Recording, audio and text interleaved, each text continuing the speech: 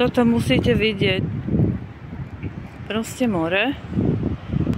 Tu máme takýto klif oddelený od pevniny. Ďalej už nejdem, lebo je to tam fakt nebezpečné. Ale počujem odtiaľ čajky, si tam urobili hniezda. Pozrite sa na to, ako to je obrastené, aká prírodná skalka je vytvorená. Sú tam aj normálne kvety, teda také machovité. A tam si pekne háčajú čajky. Vidíte? Krásne to je. Spravili si tam domov.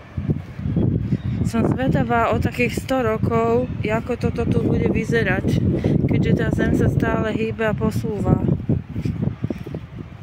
Úžasné.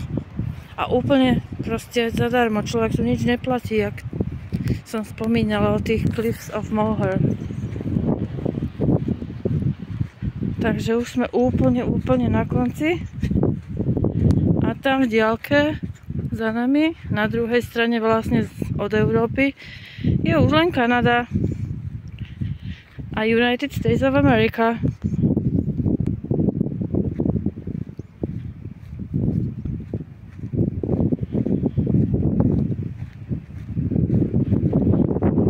No toto je to fakt, že je úžasné. Aha, ono to je v podstate po celej dĺžke, ten kus pevniny oddelenej. Neviem, či to dobre vidíte, ale je to úžasné naživo. Ono sa to proste oddelilo od pevniny. Samostatne to stojí. Si predstavte, že pred niekoľkými rokmi to bolo všetko jedna pevnina spojené. Vyzerá to jak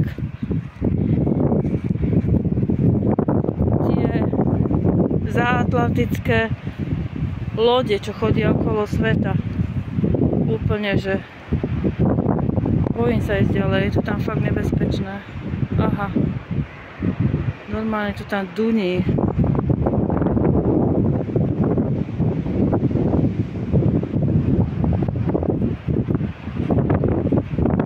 Jak tam tá voda naráža, tak to tam duní.